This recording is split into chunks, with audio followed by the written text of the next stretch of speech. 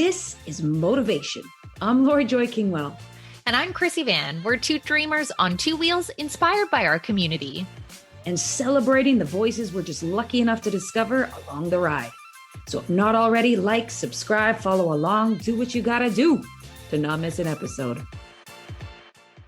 In the riding community, the mantra "ride your own ride" is often repeated. The saying holds the essence of individuality, emphasizing that personal choices of how you take the road is yours and yours alone, for better or for worse. It's also a reminder that each rider must chart their own course, a journey that evolves over time but remains uniquely theirs to navigate. Being an authentic rider goes beyond choosing the right bike, speed, route, terrain, and destination. It's a personal commitment driven by individual preferences and motivations.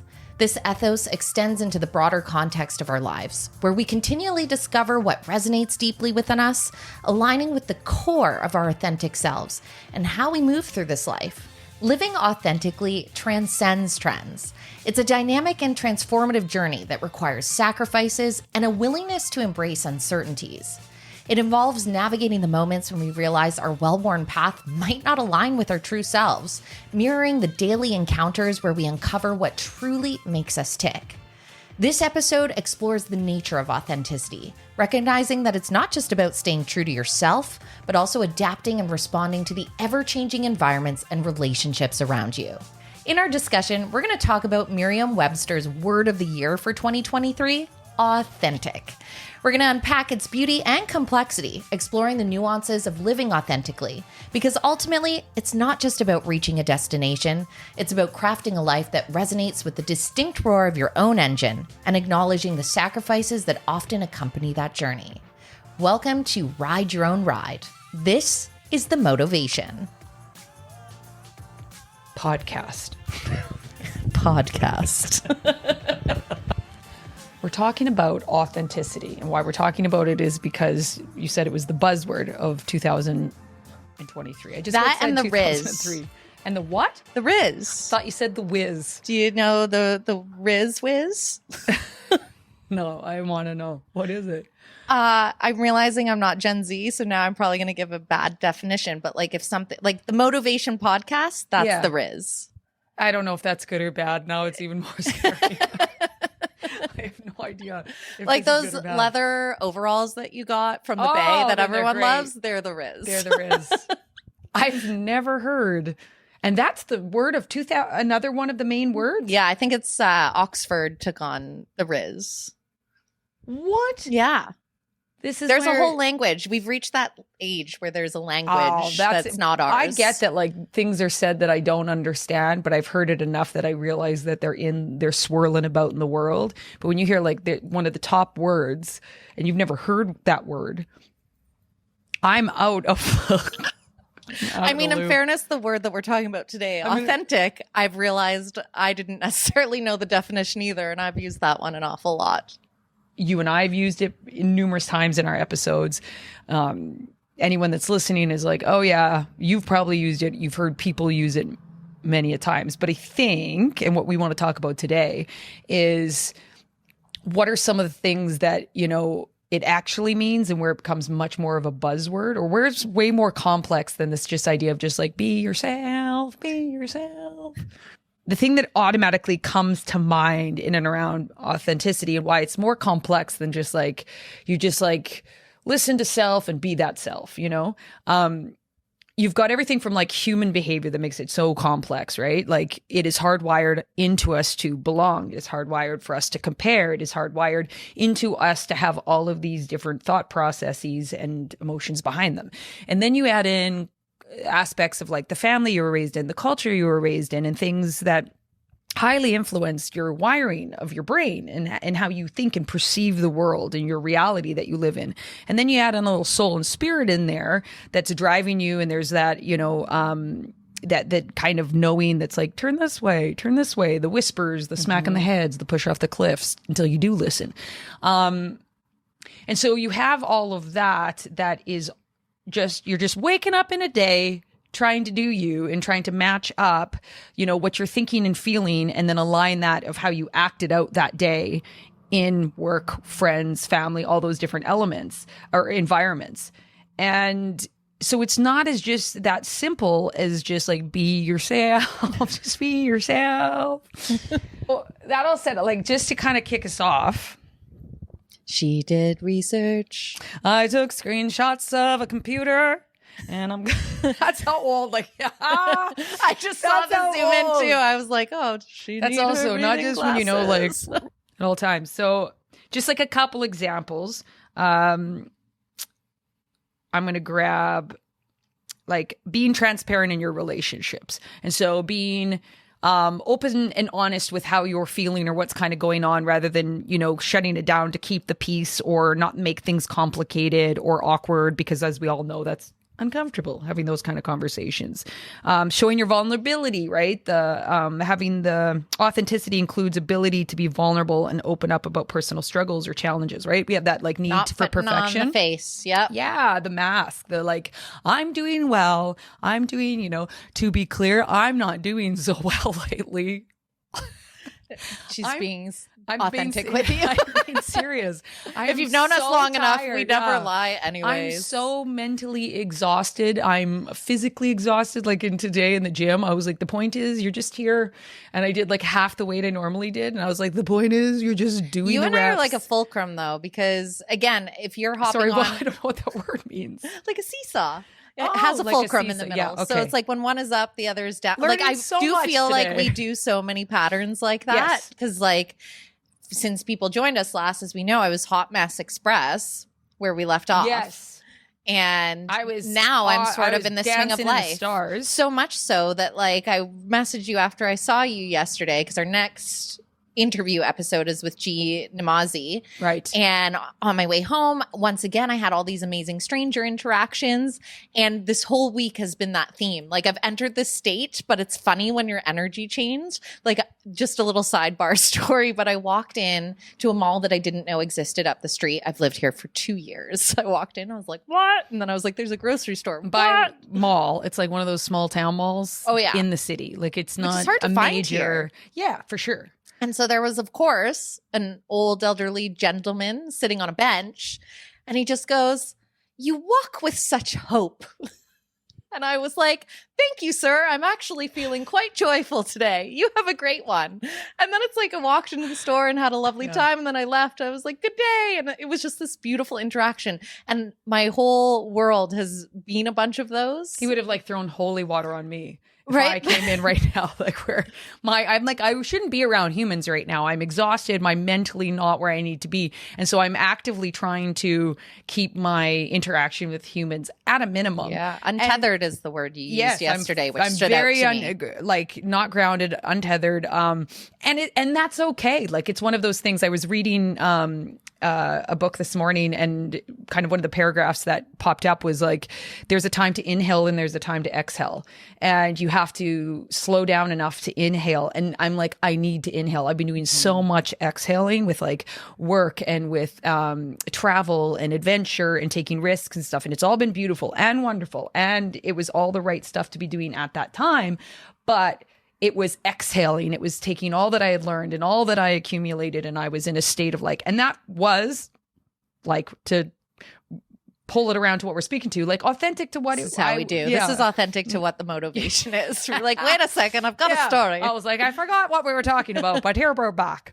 And so it was. And like right now, I think that's the other thing too that makes it a little bit confusing, and where you do the masking is that because I am a type of person that I'm a cheerleader to friends, and I'm, and I live out loud, and I try and live authentically to how I'm feeling inside. And so when I'm on that other side where I'm a bit more like, I don't want to be around humans. I don't want, and they're just like, ooh, oh, ah, like there's a weird feeling. There's a feeling of like, I need to show up a different way inauthentically to protect my friends and family from feeling like worried or like, you don't need to worry about me. I'm just fine. I'm going to do all the things. Like, that's not a worry. I'm not worried about me.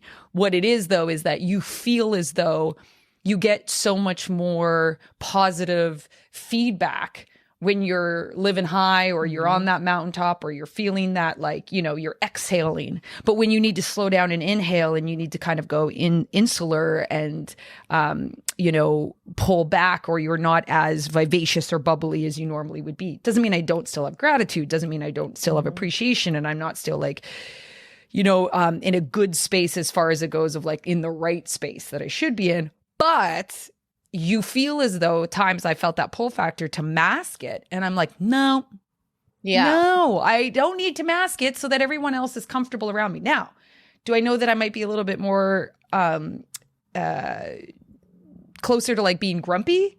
Yeah, that's why I'm like, I shouldn't be around people right now. Yeah. I shouldn't have opinions on too many things, because it's going to come from a little bit more of a graded, exhausted place, right? Well, and even I just like within our hiatus, like when you were on adventures and travel, I was doing exactly that. I inhaled deeply for weeks on end. Yeah. And I basically just told, because we had a very social summer. It was an awesome summer. But by the end of it, I had a very like pivotal release. It was at the Women's Moto Summit, which is happening again next year. I already have my ticket. Little shout out for that. If you're going to be in British Columbia, it was incredible. But I like leaned into everything and just processed so much emotion. Yes, I was on mushrooms, which really helped facilitate that a little bit. I feel like the wall pressed down. But after that, it was this realization that I'd need to hit the brakes and take a good chunk of time to inhale, because it's like I had left my job and then got into this new thing and then didn't really know what I was doing. And then it's like push, and created amazing things, but like falling into a lot of the same patterns of not necessarily celebrating the wins, and then more. And then when it's not going well, it was challenging. And then the social life was crazy until I was just kind of like, all this change has happened and I actually haven't taken a pause at all to become really centered and feel, I'm going to use the word authentic, which I almost want to make synonymous. And I know it's more that new agey term, but I 100% agree with it, because it was like my spiritual self that I think was screaming the most about alignment. Yeah. To figure out what that looked like. But again, I'm always available. I find for the most part, like, I'm kind of, and you're very much the same, that like when things are going on in people's lives, you tend to be the person that people pick up a phone and call, etc. And I'm so happy to be that. But it was like that, like full out close for business where I was doing my own thing. I definitely did let people know I love that I was around. And I will say that I've had some relationships change around that too. Like, because maybe it is that people don't know how to react when you're the one that's taking an inhale, when they've never seen you take an inhale, but you got to do it. And being, I think, transparent about it too is what's so important. And that's where, one of the kind of definitions in and around authenticity is like being clear as well, and like matching what you say and do and are doing, whether that, like we spoke to, or I think I spoke to it. And if not, like your belief systems or your value systems, but also if you like value honesty and if you value transparency, you're going to be transparent in those moments of saying like, hey, I need to go inwards, or hey, I need to do those things. And you hope as well that person's going to be authentic in sharing their viewpoint or how they're feeling about it or not, or whatever it is kind of thing. But it is that kind of in the context in this moment that we're speaking to, is like you have to be just okay with a bit of like the messiness that comes along with it, which, to kind of like switch gears but segue, is the other part of being authentic is really asking yourself what does resonate with you and why in and around, belief systems or your values or the way you want to live life, or all, and a lot of times you do have to have a contrast of the way you were raised, of the way, the culture maybe that you were raised in, and maybe that completely aligns with you. And maybe that you're just like, that really does feel like it brings out the best in me. And that's a beautiful thing. Wonderful. You were born into that and it seems to align, like lucky duck, because that's not often what kind of does take place. But I think if one of the biggest things is like questioning, and So often the questioning is scary because there comes a lot of risk and sacrifice with the questioning. There is the ups and downs. There's ups and downs no matter what though in life. At least it's the ones that you're like participating in though. And so even when this is happening right now, it doesn't feel like a thing like, oh, this is happening to me. It's like you've made all these choices. Is there a way that you could have recognized this maybe earlier? What would that look like next year? Because I guarantee that the 7 months that takes place in spring, summer, and fall for me is bananas. Yeah. And so you're also like, oh, where could you create maybe more space so that you take a little bit more times for inhale, let's say. Or it might just be like, well, this might be the time that you always have to have a deep inhale. It might be more of the extremes. Mm-hmm. Does that work or doesn't that work? But also when we kind of, to come back to that part where I was just more speaking to, which is like, those moments where you have to step into your authentic self and friends and family are like, well, who are you now? Or, I don't recognize you anymore. Or, it's coming up actually in the interview with G. We're kind of jumping ahead, but I love a good teaser. Right. We're way more organized this season. Also, where's my laptop?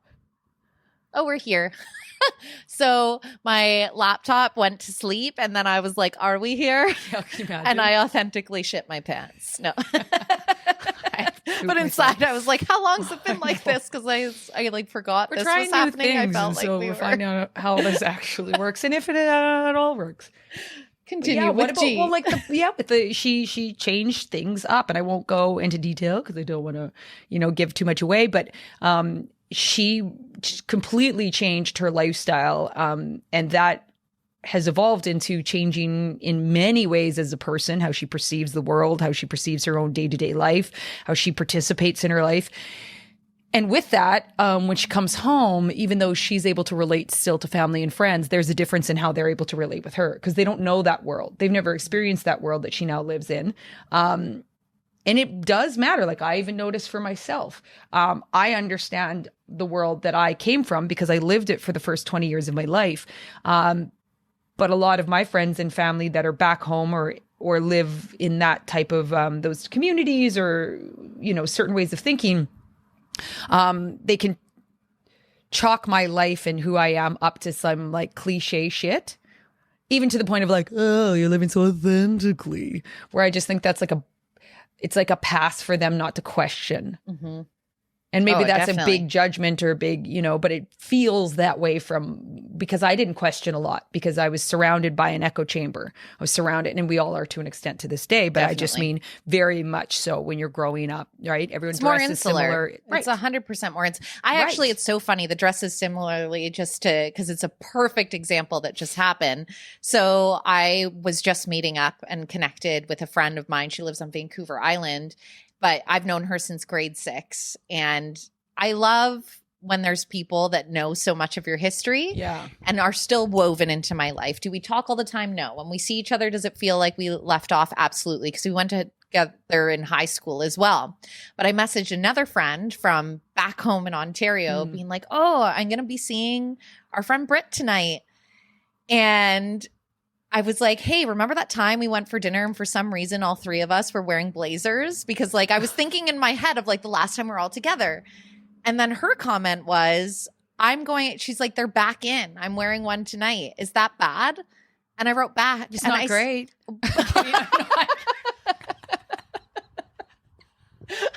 It's not what I said. It's a Brit. It's not great. I'm going to be honest. But I said, it's not bad if it feels like you.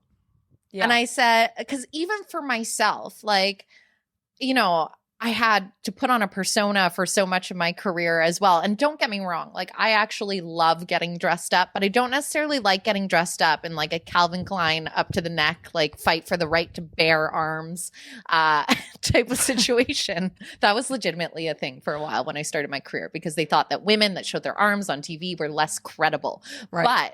But like we're such a hooer. Yeah. Like even just that simple comment of like, is this fine? Which means a woman that's nearing 40, like we're on our latter half of our 30s, is still fitting the molds. kind of thing. Like, it's still that concern of like, will I fit in if? And to an extent, I think we all feel that way sometimes. Well, look at our moto community. How many people that it's like the black jeans and the black shirt or the this and that, like everyone starts to dress like one another. And that's, I guess, where too we got to keep in mind of like, sometimes I'm like deliberately make sure I'm putting on color, because I'm just like, you are falling into, not that I don't love wearing black. I love black. I love all those things. But like sometimes I'll catch myself being like, oh, you're dressing how you are like, oh, when I'm in my moto state of mind, how do I dress? Versus like, this is what I want to wear today. I completely went through that. And like, I mean, my glitter helmet's always been me. But like more and more, because I even remember I was like, what's my moto like persona gonna be kind of thing? And at first I went on a tangent. I'm like, I'm gonna buy only brewery t-shirts for some reason. which I just donated. There's the hard like, wiring kicking in though too, to a certain extent, because that's that thing of like, what do I need to wear? What do I need to do to make sure that they see me as one of them? But this past season, I'm like, dream roll. I found this woman on Marketplace, which Marketplace, the algorithm knows me so well, and it advertised me these sequin shorts with tassels that were multicolor, and I was like, yes, nothing has ever felt more like me than to dress like a tricycle. It was. They're tricycle shorts. Yeah. Oh, 100%. It's like wearing that tricycle that I also didn't have as a child. Yeah. So like putting it on my body, but it's 100% that like pressure to conform. And that doesn't go away. Like even in every evolution where I feel like I'm getting more in touch and aligning with me, like you constantly have to ask yourself curious questions. Yeah. And a lot of times when I dig deeper and deeper to see where the intent or like if I'm following a construct, you often still are. Yeah.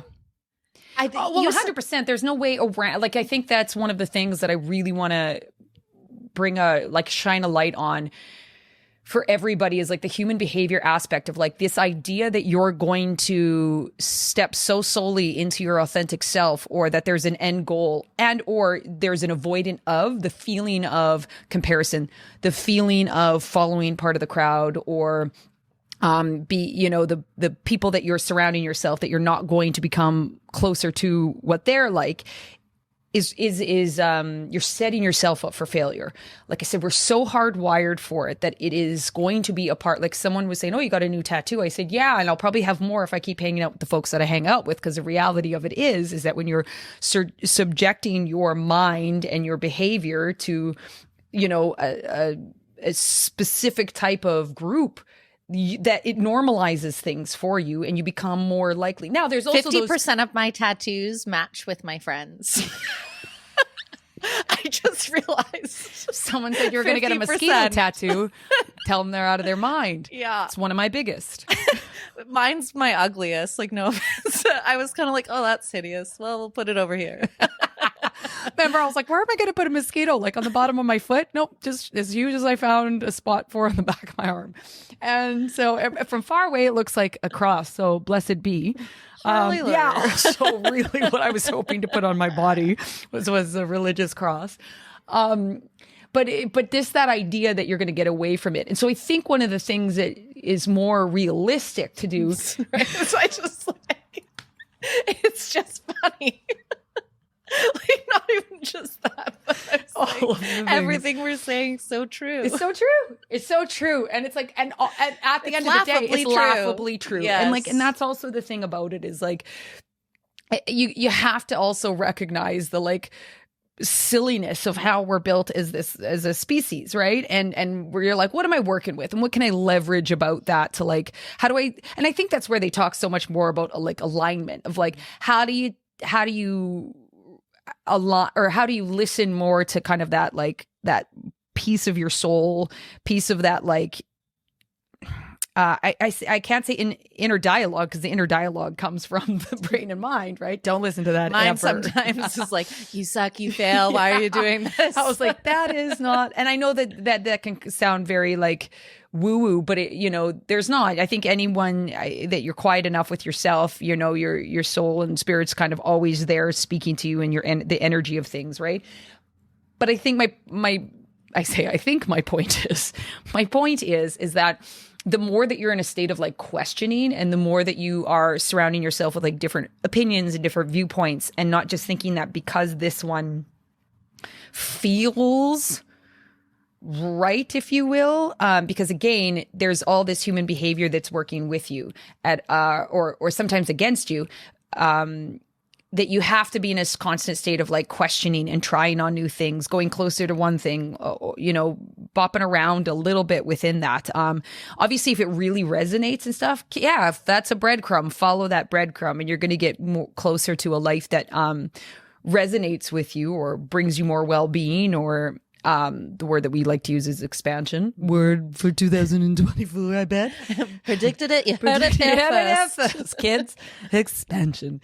But it's that having the idea that like you're not on the right kind of journey with it all because you're still comparing, or because you're still falling into, or being like, I'm completely authentic because I wear black now and leather and ride a motorcycle, is like, well, no.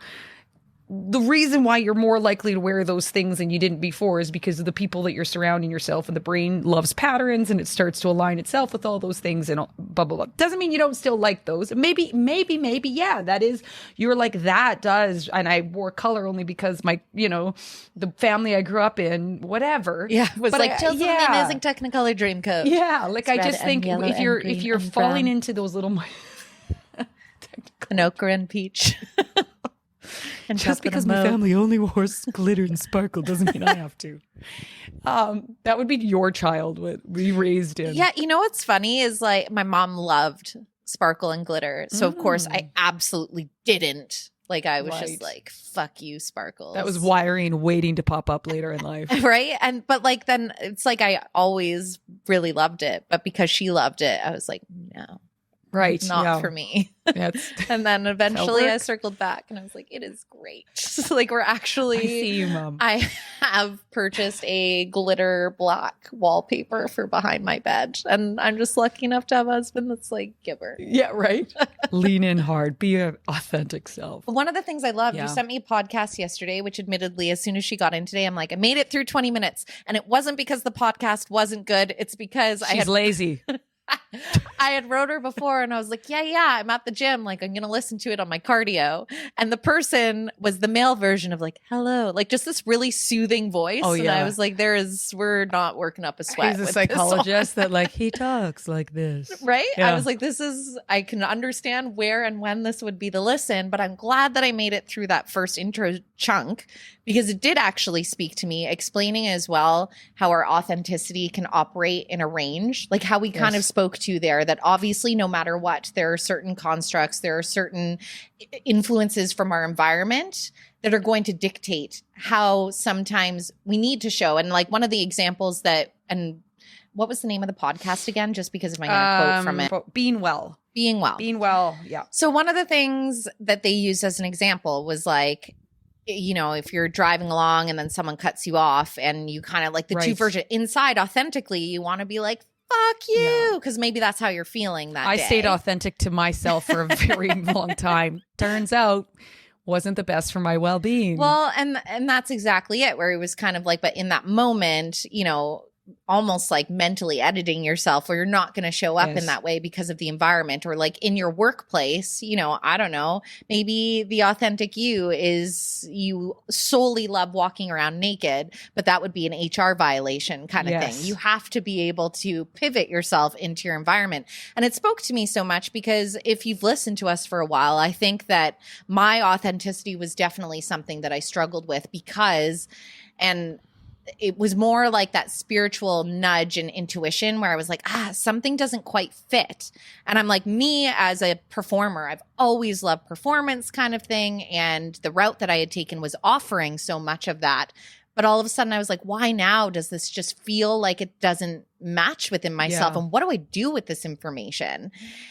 And obviously I ultimately ended up parting ways with that. And I didn't have a realization until lately as to what felt, there were a lot of things within the corporate structure that I didn't love, But I was like, it was my exposure to negative energy, I think, that ultimately was not hitting the mark for me. And I realized that I had a choice. Yeah. And I had a choice whether I wanted to show up in this space or not. And I also was very conscientious that what I was a part of putting out was directly contributing to other people's poor mental health in a large degree. What gave me that hint extra that I needed to make a change was actually starting this.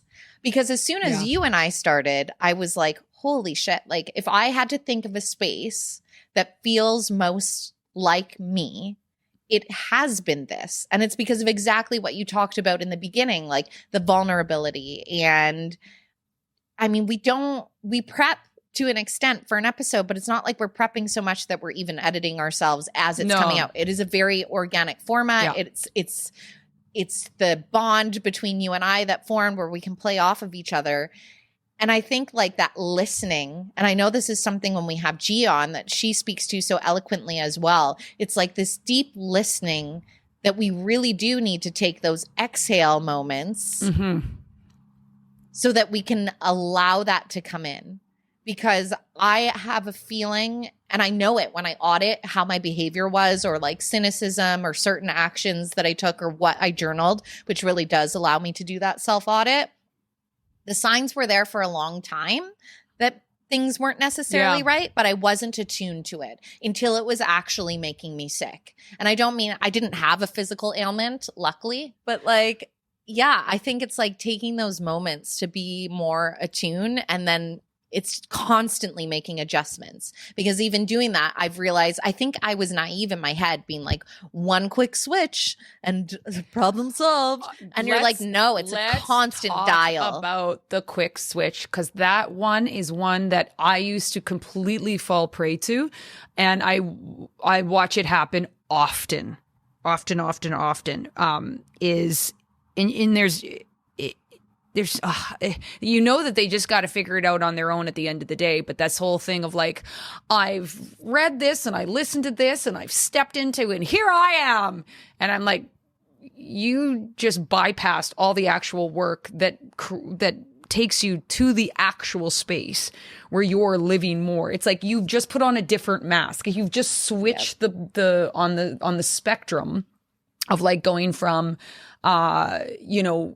one version of yourself to a different version of like an extrovert to an introvert, or introvert to an extrovert, and you're just like, now I'm that sort of thing. And like I'm like, well, no, that's just a different mask. Well, that's like the saying, I'm stepping into my authentic self. Here I am. And like, go fuck you and go fuck you if you don't like it. And you're like, that's not authentic. That's not at all. You're just now, stubborn rather than passive, or whatever it looks like. Right.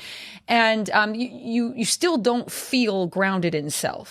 Because that's also, I can't remember what the definition was. It was somewhere in here, but it was like, the like allowing different viewpoints, allowing, kind of thing. And again, I say, I used to really think, I still fall into those moments without a doubt. Like, it's not like, again, you're here and no longer here, in that space. But like, I also think that's where like the declaration of it is like, I'm going to do this self-work and I'm going to become, more authentically me. And you're like, that's awesome. But I think what happens is then people declare it and they declare it and they declare it and they get all this like positive feedback around it, and they feel like they've done the work because they declared it and they've gotten the positive feedback. You see it online all the time, and it's one of those things. But then anything that gets like questioned about it, or anything that people there's an immediate wall, and there's immediate like the go fuck you, or like, I'm no longer going, and you're like, that's not centeredness. And I get that you're still finding your way, or I'm still finding my way. And I've done all of this. I still have moments of this without a doubt. We want to so often bypass the tough, uncomfortable, sometimes long work that comes into it. And again, we never arrive fully there. And so, but it feels really good. And that's also really, when you think about it, the most unauthentic thing is because the reason you're trying to step into this authenticity is because it's a new fad. It's the word of 2023. And so you want to be a part of that. And so, but that's just more of the belonging. Yeah. Because if you were doing the work that gets you closer to that, you would feel obviously better. You would feel all those great things, and that's awesome. But you'd also have really fucked up days, because if you are stepping further into that, you're going against so much neural wiring and behavioral patterns and all those things. And everything inside of your body and brain are wanting to do those things. So if you are going against them, you are going to be the most uncomfortable, because you're breaking patterns, recreating, and you're going against your, like, the human experience or your human wiring. So that's the kind of thing where I see often. And again, way back when, I did all the things that felt good and that I was like, here I am. But then I would still be, in conflict, if you will, with myself and with the outside world. And then it was just like, oh, well, it's their fault, or they're the ones. And it was like, well, no, you're swinging the pendulum to the other side. You're trying to bypass all those different things. And the only other thing I'd say on that too, as well, is like, a lot of times too, the whole like declaration and the live out loud about it is that one of the things that society really values more than the other is like extroverts over introverts. I find it often in a certain capacity with families that I work with the kids. They're like, they need to be more like this. How do I get them to be more like this? Because they'll be more introverted. And it's like, how they are is beautiful and is exactly them. Because they're not living out loud doesn't mean that they're not living well. Now, it's the same thing of like, if you're an introvert, but you would like to have more of a voice in certain environments or certain capacities or relationships, but you don't feel confident enough or secure enough or any of those things to utilize that voice, that's you not feeling like you can be authentically yourself, right? Or you're just more passive because that just worked. That ended up being generated because of that introversion kind of thing throughout your childhood and later in life. But that's no different than the extrovert does all these people pleasing things, and their personality is so deliberate so that they make the world comfortable and all. It's no more healthier. Yep. But because that person is living, they're so authentic. They're so authentic, and it's one of those things that you're like, well, I watch a lot of people do those things and know from their, like, what they say is like, none of this feels like me. Yeah. But the world says, look at how authentic you are, because gosh, you're putting yourself out there for judgment. You're putting yourself on display, and that's got to be hard. And there's instant feedback too, that when you talk about like the sounding board and the echo chamber, it's never been more on offer. Yes.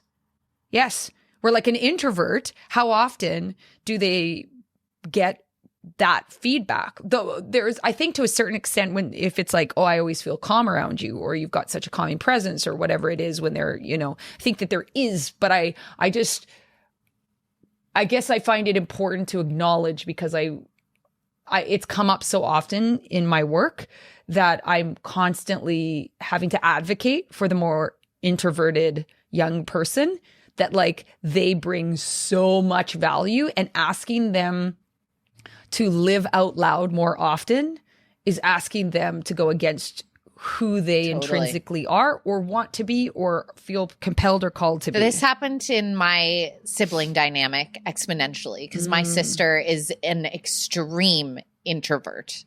And we were just rewatching home movies the last time I was back in Halifax in February. It was really lovely.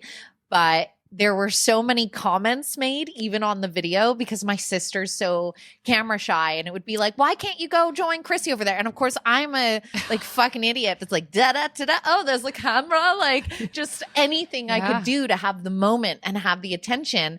And it actually made me feel sad, because I was getting a viewpoint or a lens into her experience growing up, because really, the underlying tone of it was like, what's wrong with you? Why can't you go be like that? 100%. And I even said to her too, I was like, oh, like, fuck, dude? Like welcome to my world, bitch. Yeah, honestly. And you know, it's funny because we have a close relationship that doesn't talk a lot. Yeah. It just is what it is. But, you know, I think there were some dynamics even with that sometimes where she'd be like, you know, there was a word once where she was like, Chrissy just shits out golden horseshoes kind of thing. Mm. But it must have felt so much like that because I was so in your face. Yeah. And I've always been like that since I was a little kid. And then when I saw that experience, and that's exactly what she was taught, you should be more like this. Yeah. Meanwhile, I know this person and they have so many insanely valuable qualities. Yes. Oh, everybody has these incredible things to bring to the table. And to be honest, I think it's like even more beautiful because of how humble it is because of her introvert personality. Yeah. Yeah. Whereas, you know, I can look very much like I'm solely driven by ego. Absolutely. There's a lot. I mean, let's face it. I'm in a career path where I'm putting myself in front of people's faces to a degree. You won't ever do that without ego. But because of that, it's like a constant dance with it as well. Well, you and I are both in that arena in its own right, where I think ultimately we're looking towards like, how does this serve community? But you like the human behavior aspect, you can't not be in those arenas and it not affect you having to constantly be aware of ego and how it affects you on a day-to-day and how certain positive reinforcement, you know, that the habitual behavior wants to chase it or get more of it or all those different things, you know, kind of thing, and have to constantly be in conversation with self. Yeah. And even like evaluating your value. Like for me, that's 100% something that I struggle with greatly because if you like positive reinforcement, I'm like, ooh, lay it on me. Right. Oh yeah. And you were like, cause you were really like studious and like you were the one that was achieving, right, in school and stuff like that, right? So your early days too were completely revolved give me the gold around, stickers, like all of that. And so it's like really acknowledging that it fucked me up in my adult life for sure. It does. Because any time periods where like you realize that dose of reality that life doesn't really work that way. Yeah. And it does then your ego and your brain starts feeding the question of like, am I good enough? Da, da, da. And if I'm not achieving X, it's why I've been so susceptible to burnout so many times too, because I'm like, oh, I need to do more. I got to prove myself more. I can show you what I do more. And eventually, obviously we know that just exhausts the human being. But then at what point too, is that more just not yourself? Yeah.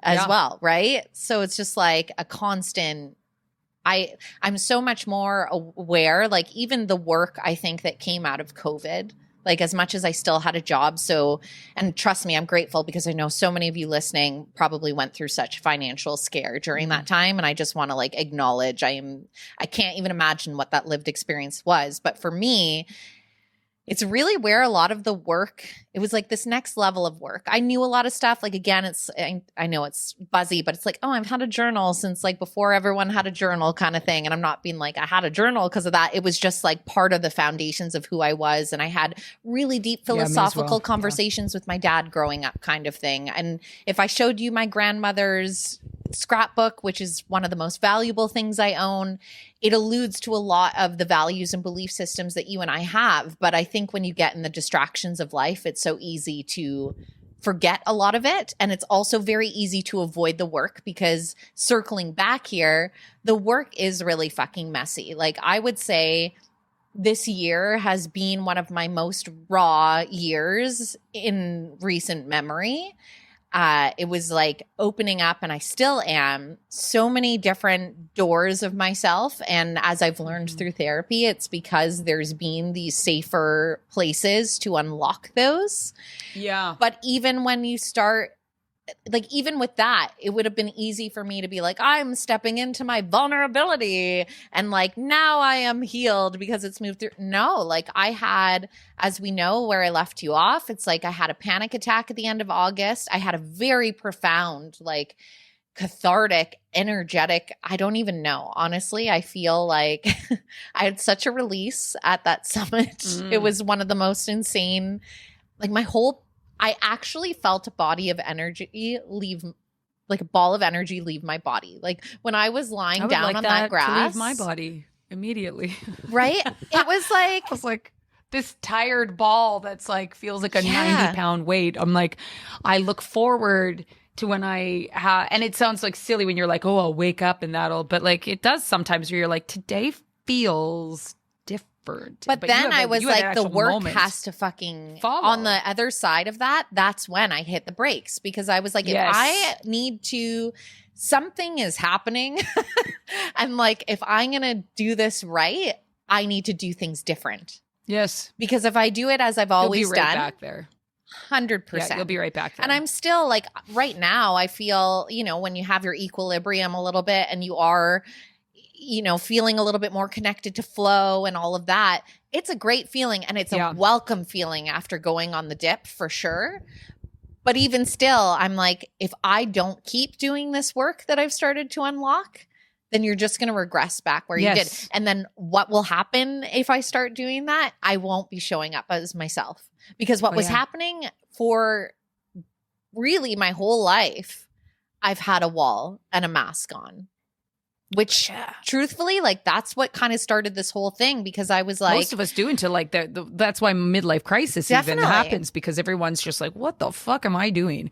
What have I, you know, that, because even if you're getting outside of the boxes that, you know, to tick, like you and I very much have tried to do that as much as possible in our lives. But like you do have these, when you start to kind of like unravel things, question things, it's like one question answered a lot of times opens up, you know, 9 more questions. And you're like, oh shit, oh shit, oh shit. And it's a process, the messy process. But it's so worth it, because on the other side of that, like even in this instance, I felt, and you and I have talked about this, where I was like, I feel like I don't necessarily at the time, and I mean, I'm still working through it, authentically show up in my relationships, to the point that I was like, if, as I said before, I'm somebody that people would come to a lot and share their things, and I would be there and I would say that I know what to say. And I do think like being a deep listener is a skill of mine. Yes. And like it is. Like I'm just like have grown into really celebrating that about myself, and I'm grateful that's a quality that I have. It's without a doubt a strength. However, I wouldn't innately feel what one was supposed to feel from an empathetic side of things. And I started to really dislike that quality in myself, because as much as anyone I was interacting with wouldn't know that, because I've got a wall and a face, like inside I was kind of like, what is that? And unless I think empathy is like such a tremendous it's like a huge part of the human experience, and I'm like, it's sitting mine in pain is with them. Mine is muted. Yeah. I like have such a wall of protection up there that like I'm here with you, but I'm not in it with you. Yes. And there is a very profound difference, and that made me feel very disingenuous to a degree. I don't think like, I mean, I hope, like I love my friends, and I don't think it was like impacting my relationships necessarily like in an extreme way on the other side. I don't think it ever, like, when, no matter who you are, I don't think it necessarily, well, depend, like I'm talking about, you still held space. I think you always held space, but so it's going to be a positive experience for that. So it's not necessarily that it impacts a relationship, but if you are holding back, no matter who you are, what happens is that it affects the deepness. 1000%. And the effect that it can have on both parties, that how deeply you can go to that space with one another, and how deeply that person feels seen and not alone in their pain. And so it's not that it impacts it in a way that it takes away from, but you rob yourself, and as well as the relationship, of being able to go to a deeper space. It's like anything, like growth. Yep. You know, like you can only take yourself as far as you're willing to go, and it doesn't necessarily mean that you don't still have beautiful things in your life and in your world.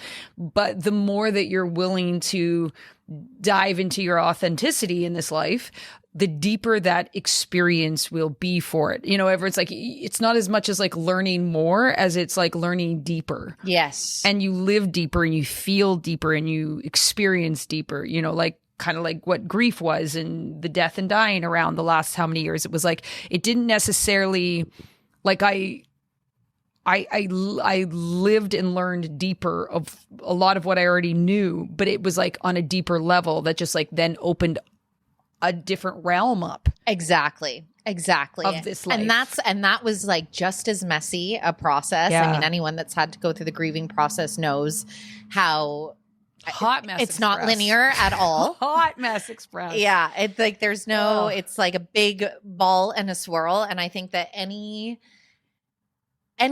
facet of ourselves that we're looking to unlock in that way to gain more alignment. But again, like even just getting beyond that deeper buzzword and what it means, like none of it is going to be straightforward. And, maybe it's frustrating because motivation podcast after motivation podcast, you realize that like whether it's getting out of your comfort zone or embracing change or trying to connect more to who you are as a person and what does that even mean? Is that a thing? All of it. None of those are easy things. But if I were to look back at this year and I cried a lot, which was new. And I went through so many moments of that twisted stomach. Like I had sleepless nights, like so many things that felt very out of character for how I had lived my life, which just made it, you start being like, what the hell is wrong with me? And will this ever end? Yeah. The will this ever end is a tough one. Yes. But it's like, has it been worth it? Absolutely. Oh, God, yeah. Absolutely. Yeah. Like I wouldn't, and who the hell knows what the next year has in store? I mean, between you and I, there's been enough plot twists over the last couple of years, and that's just life. That is just life. But I'm like, it is so worth it to actually unravel and do the dig because I could not imagine. And I think this is where a lot of, I was just saying this the other day, maybe it was to you, I can't remember whom else, but when I look at, I was to you because I used the word boomer and I was like, bless their hearts, because I know it's like become a bad word. But for that generation, I see so many people that really didn't grow up in environments that allowed themselves to ask those questions. They never thought to ask those questions. And I actually do see it coming up in people that I have relationships with of that age. And I think it's because of our generation though, in a big way, because they watch us asking the questions. I know that like, that's been my experience anyways, is like unapologetically asking the questions and them kind of being like, why is that important? That doesn't matter. And you're like, oh, it absolutely matters. And here's why. And here's how it's changed my life. And then it's like, oh. Well, and that's what I like about Gen Z, because they're coming to it even sooner, because as much as like social, I couldn't imagine like for so many of them growing up with social media basically from the get-go. Nightmare. But at the same time, there's such a narrative on there too, where I know they look at us being like, you idiots. Like, why didn't you ask any of these sooner? And you're like, absolutely. Oh. But it's like, thank God it's now.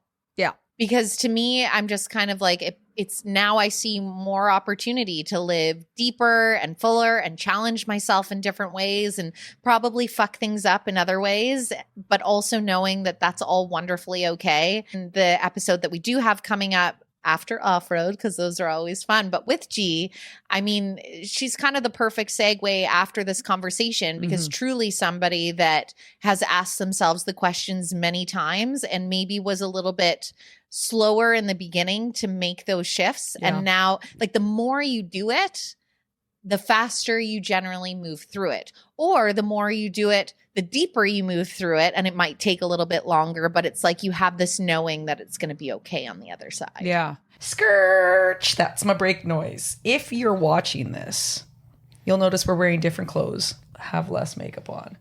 And it's because we're recording this part on a different day. And why? Because when I was editing, I was like, oh, we talked a lot about what authenticity isn't, or where we get a little like, muffled or whatever. And then I always said, Chrissy, we should probably mention more of also what it is. So, we circled back, so to speak. We circled back. Here we go. So we're going to name some. I think I got 12 here. The computer helped me. I went on the line. Got some advice from on the line. First off, know your values. Figure out what really matters to you and pin down those core values that guide your decisions. It's like having your personal compass for staying true to yourself.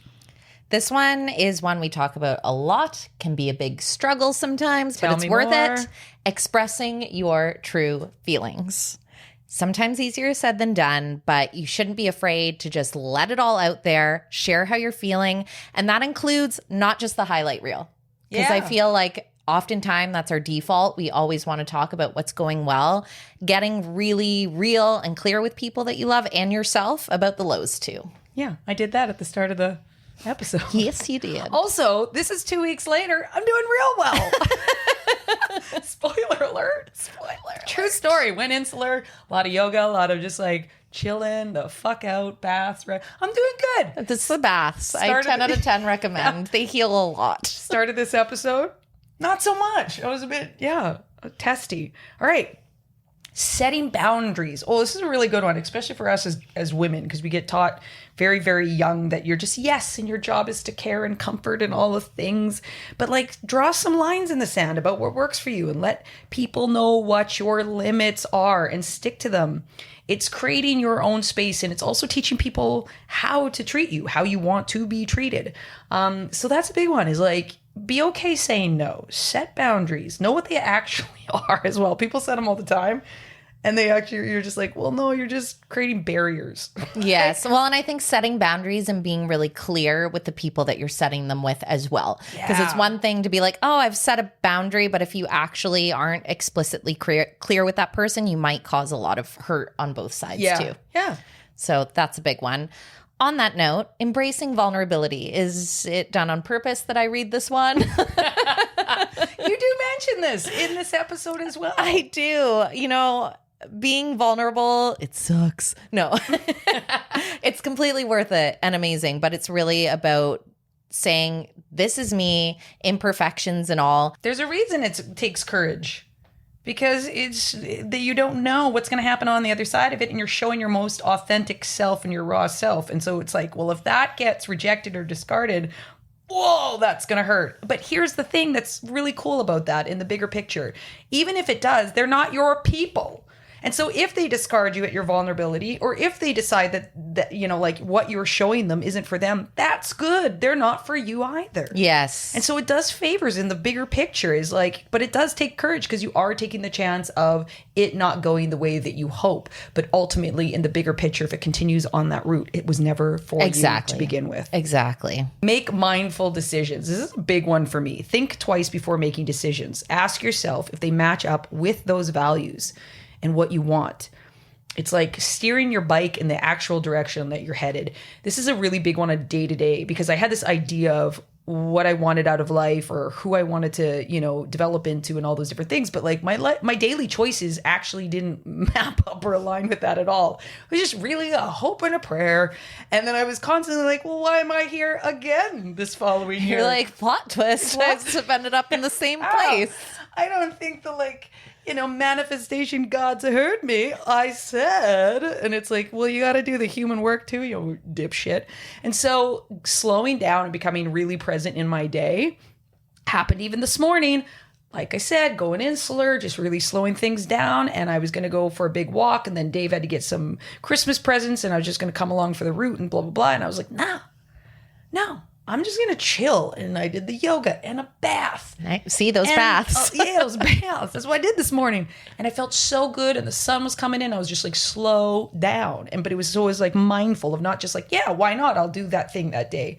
And it was like, well, what's my goal right now? Okay, well then what would today look like to move towards that goal? And so that is a game changer. Well, and leveraging off of that, being present and living in the present moment.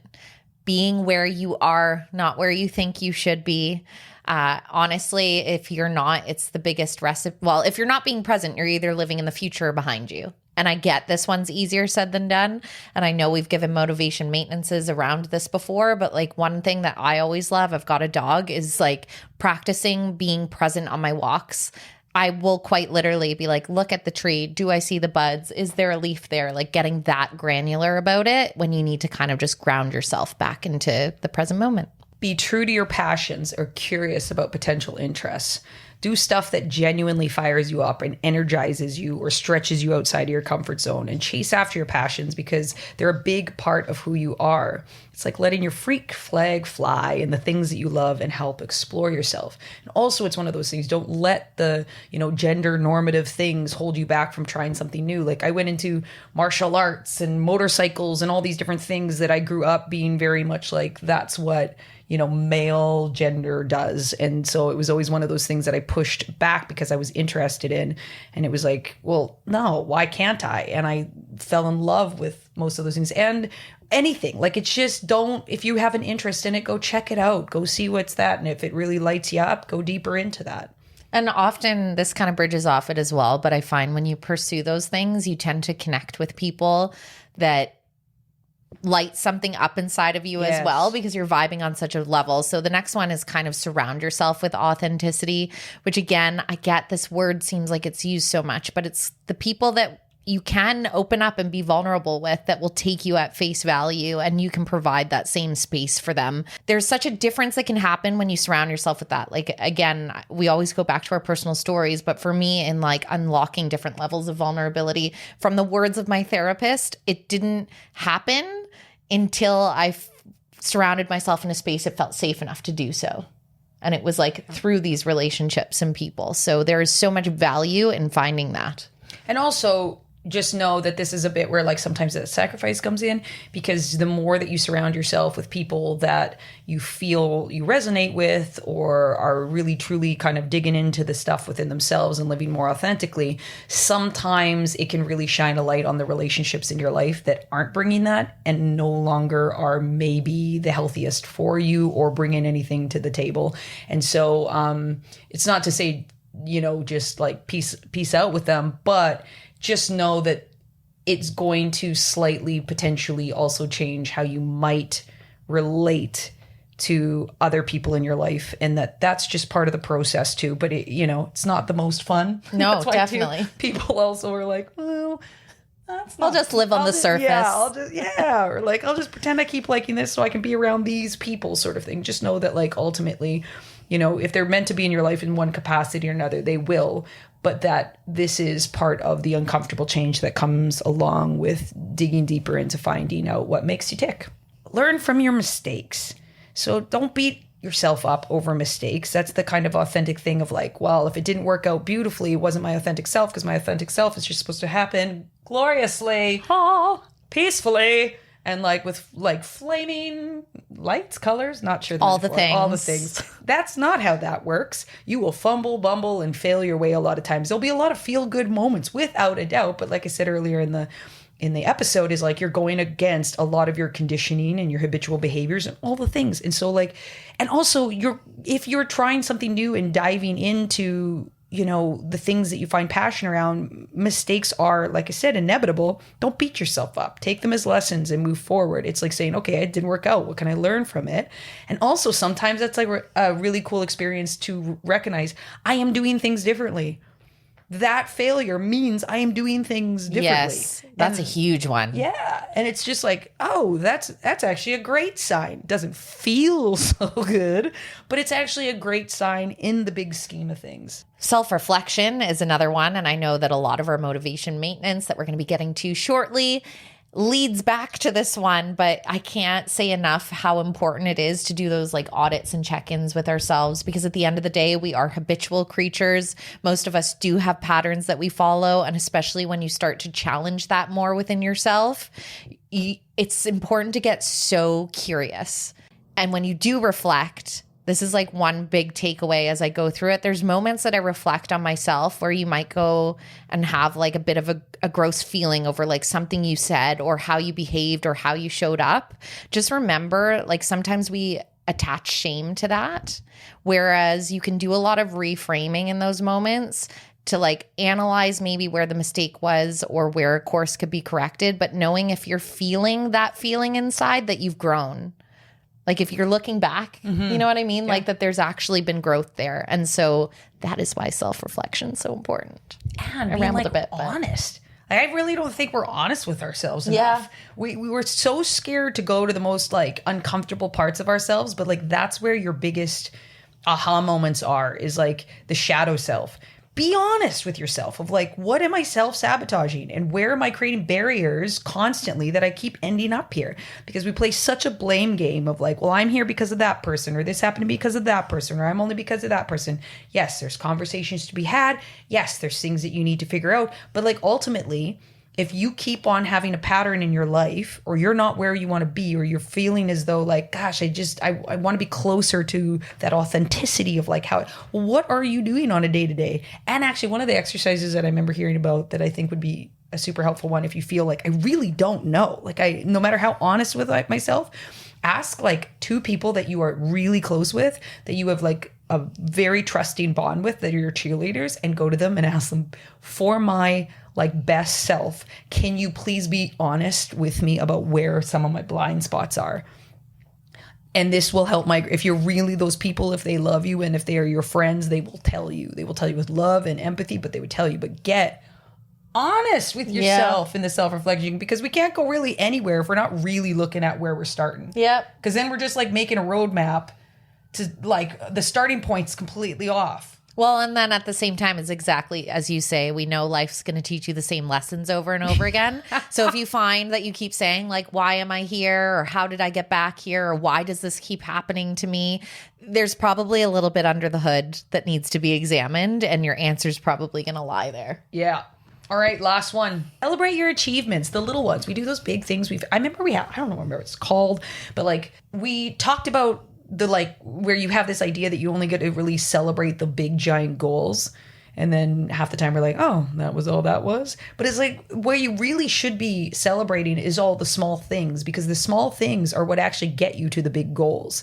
And so giving yourself real credit for like the really tough things that are usually the small things, whether that's saying like, you know, I sat down with the uncomfortable feeling and I sat in it instead of like shopping or going out or doing whatever it is, right? Or it's the thing of like, I sat down and I did my work or sent out that email that was going to work towards this goal that I have with whatever it is. What's the small moments that you can give yourself that credibility of like, I've done this? Because when you recognize what you're doing for yourself in a genuine way, that's reinforcing the following the breadcrumbs essentially into like that version of yourself that feels most like yourself.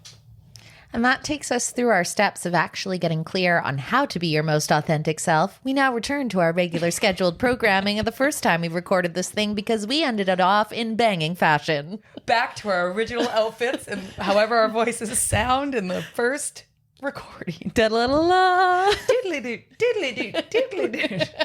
Well, on that note, I think that leads us to sparkle. Motivation Maintenance. Motivation. I didn't think of my motivation maintenance today. I kind of well, forgot. I can jump in. Yeah. So, and I know that so many of these, you're like, you guys have shared this one before, but You're going to journal? Work. No, obviously. That actually was a really helpful tool through this thing. She's like, but seriously, journal. Yeah, seriously, journal. But obviously, meditation is something that we talk about a lot. And I've said before how I really struggle, truthfully. I know there was somebody that I interviewed last year that said the best thing, how meditation needs a rebrand, because so many people think it's just silencing, where we know it's zooming out, allowing thoughts to float by, being the observer in your life.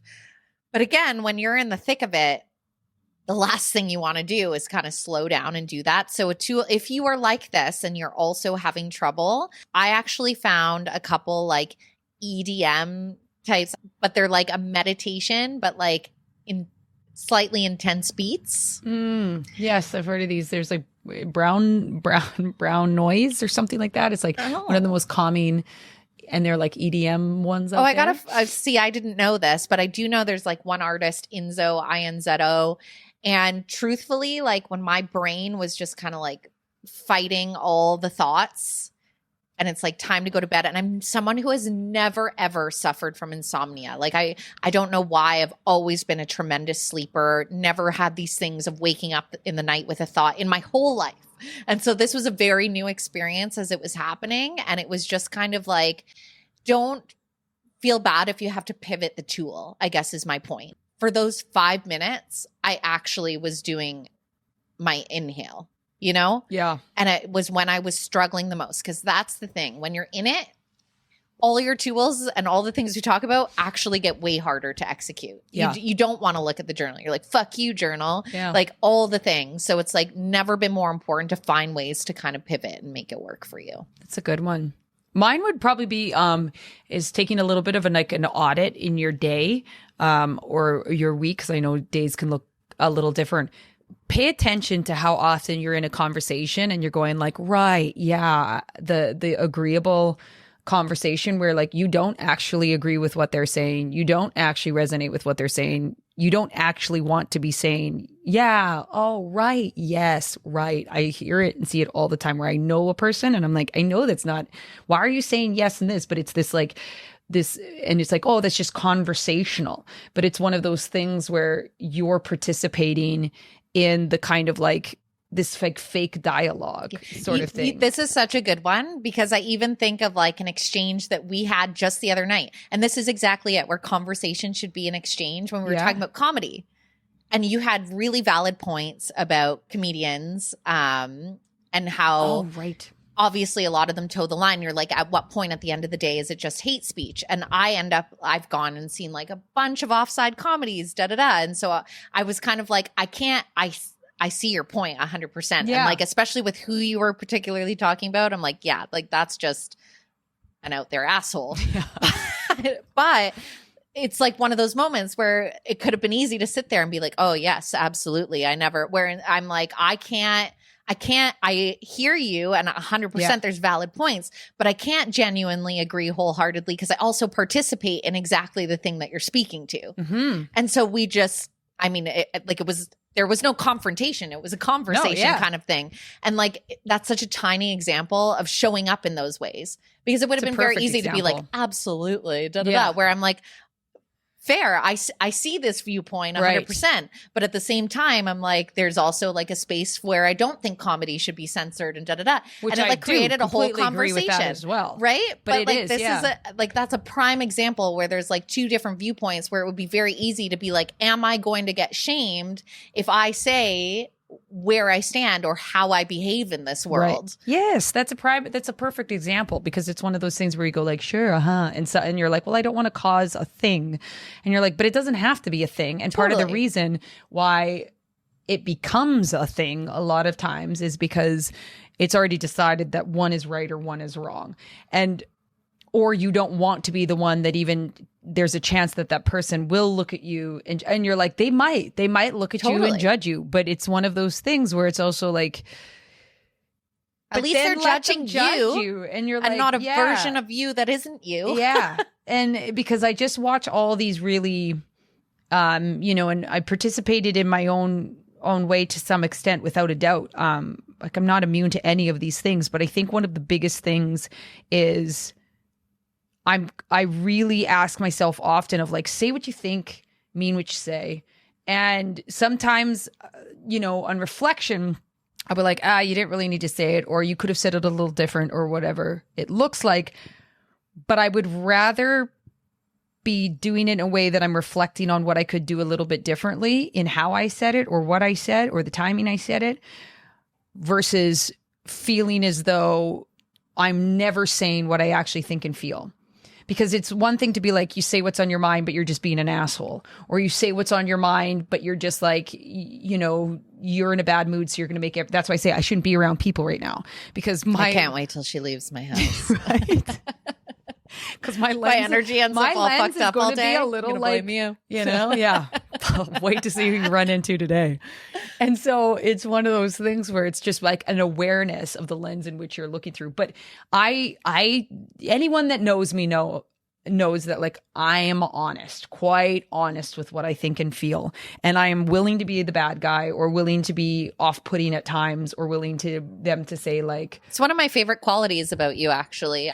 But it's like, and too, if you ask my opinion, you're going to get what I think. I'm not going to give you the version that makes you most comfortable.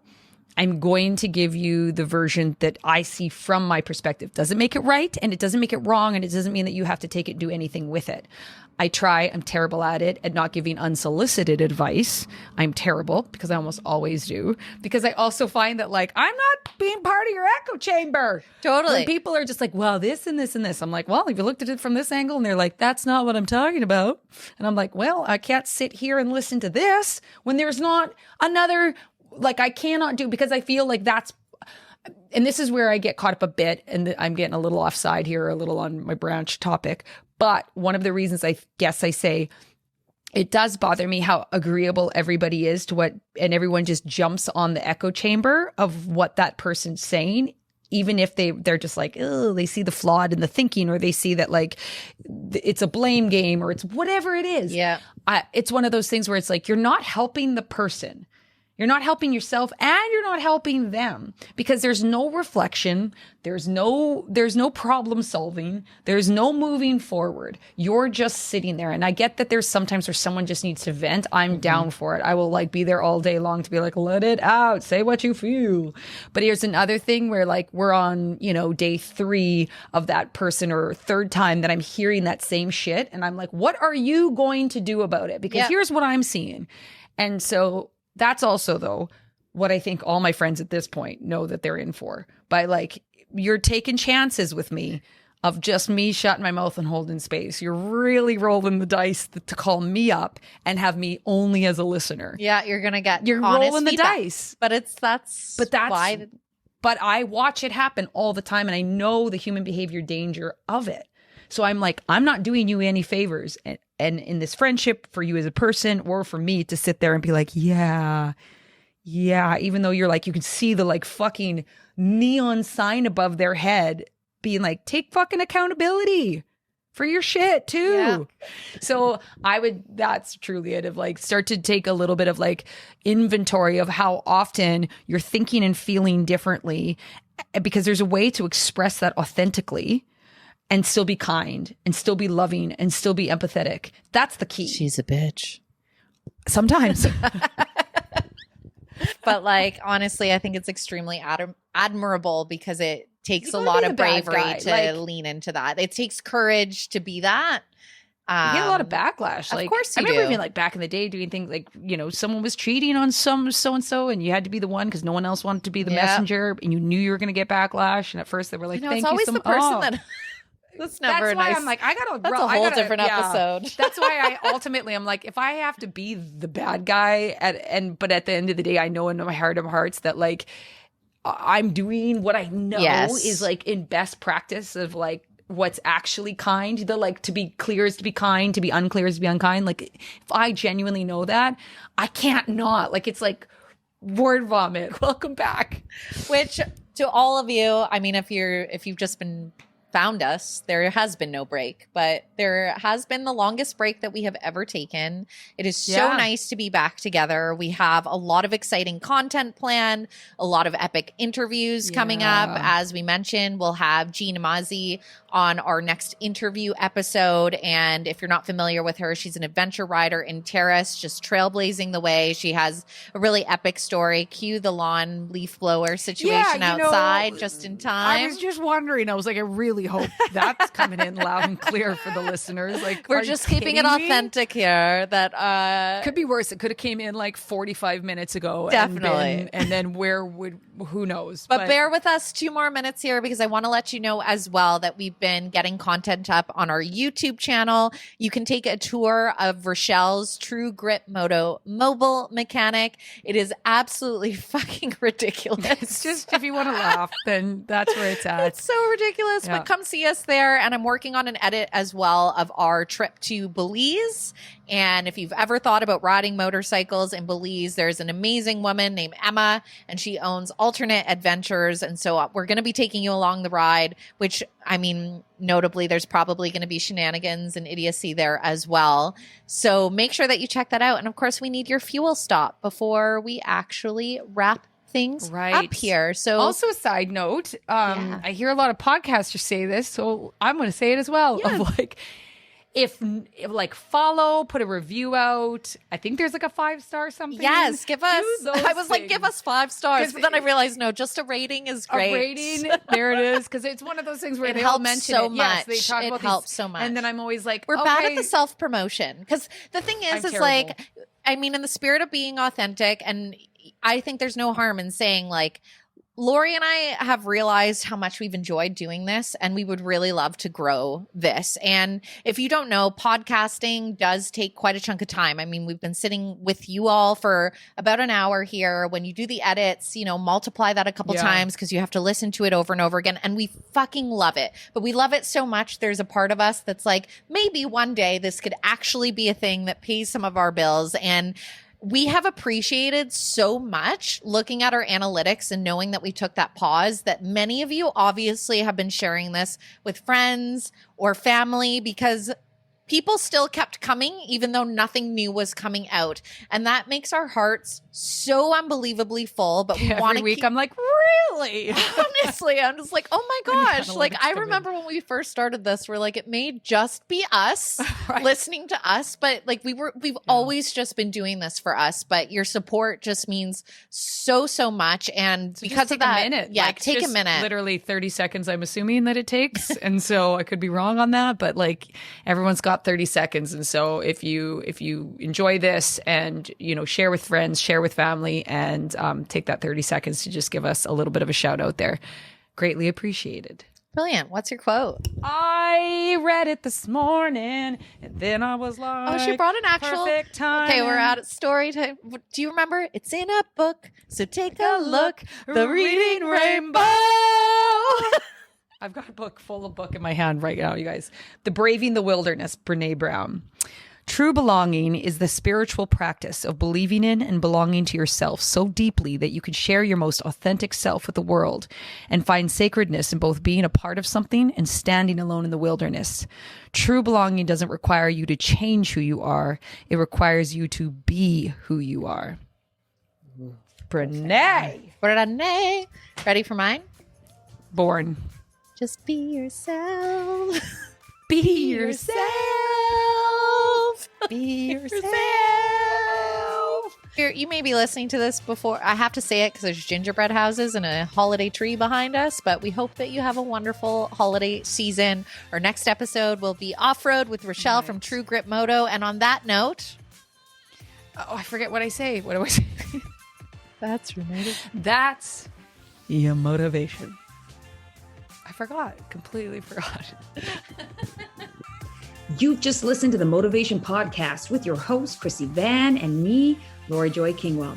Thanks for joining us along the ride. We've got new episodes dropping every Monday, and we're all about community. So follow us on Instagram at Motivation Podcast and visit our website at themotivation.com. And in the meantime, tanks full and full throttle.